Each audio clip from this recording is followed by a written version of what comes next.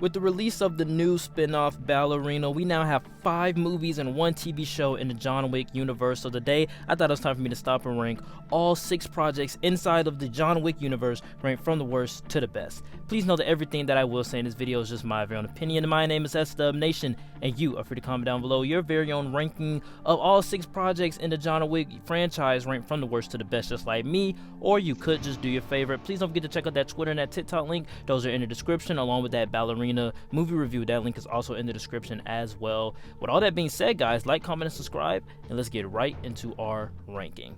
Kicking off our list at number 6 for me has got to go to the Continental. This was a TV show on Peacock that aired like 2 years back, and I was late to the party, but this show has that Loki season 1 feel to it, where I watched it and really enjoyed it at first, right? And for the past 2 years, I've had no interest in rewatching the show at all or revisiting it. I think it offers something to the franchise, seeing how Winston took over the hotel, seeing the team come together, that dynamic, and in some cases it treats itself like a heist show, and I thought that was pretty cool. It's only 3 episodes, but I feel like they could have shaved off some of the runtime in those episodes. And not every episode had to be an hour and 46 minutes, an hour and 30 minutes. It didn't have to be that way. But I also think that the 70s style provides some fresh energy to the franchise. I also think that the fights here are much better than Chapter 4. They're just a little bit dynamic, along with the camera work, but I can't tell you a single character motive, a single character name beyond Sharon and Winston. And Mel Gibson seems like he's in an entirely different show with how over the top he is.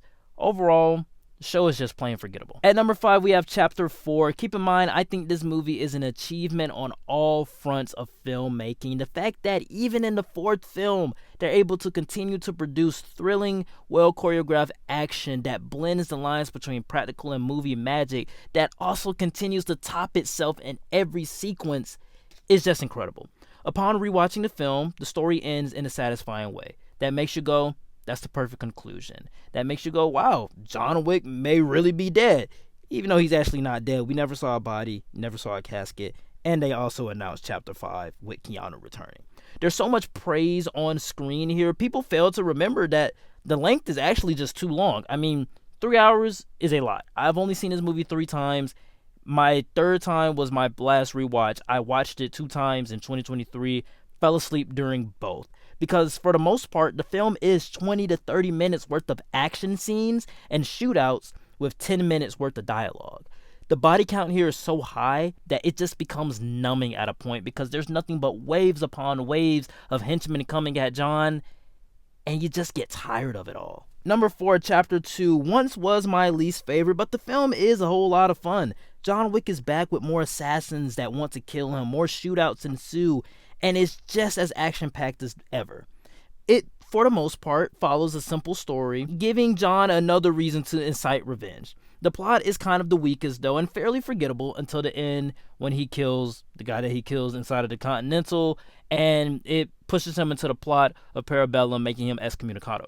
But here's where the lore of the high table and the hotel started to fully get fleshed out, and the rules of this universe started to form.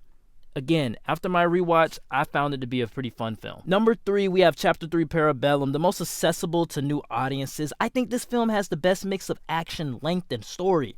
I love off-the-grid, hunted films, so whenever I want to have an awesome time, I just watch this.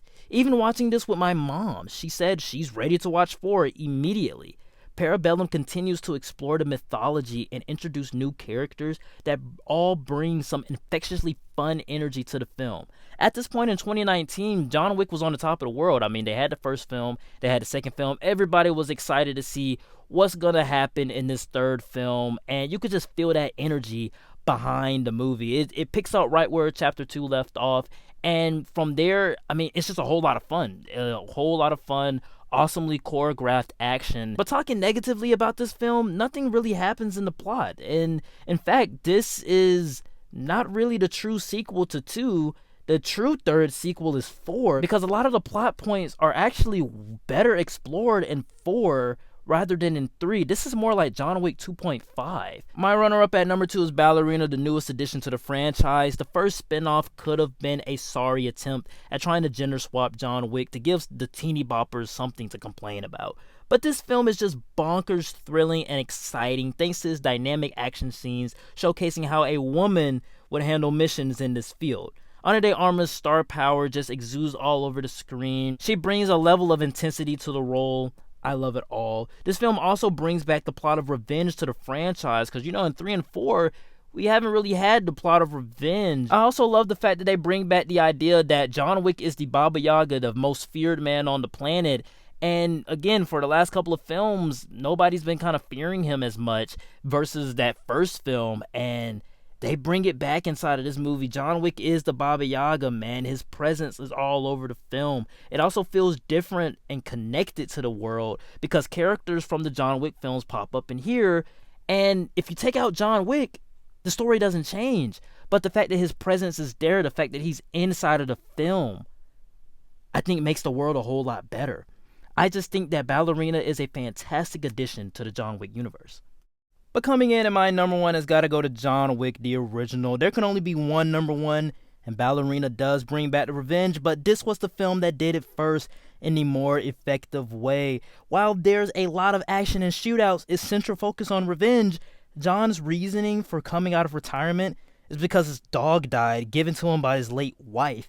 That's as emotional and full of heart as any action movie like this can get. It's always been a character-based drama. This film establishes this world and introduces the feared Baba Yaga in a highly kinetic, stylized way. Because of how bonkers the other films got, this film boasts just how small-scaled everything was at the time. I think the original John Wick film is still the best. This is why it has to come in at number 1. Alright guys, that is it for the ranking. Please know that everything that I did say in this video was just my very own opinion. My list was certainly not the right list, it was just my list. And you're free to comment down below your very own ranking of all 6 John Wick Universe projects ranked from the worst to the best, just like me. Or you could just do your favorite. Please don't forget to check out that Twitter and that TikTok link. Those are in the description along with that Ballerina movie review. That link is also in the description as well. With all that being said guys, like, comment, and subscribe. And I will see you all next time. Peace.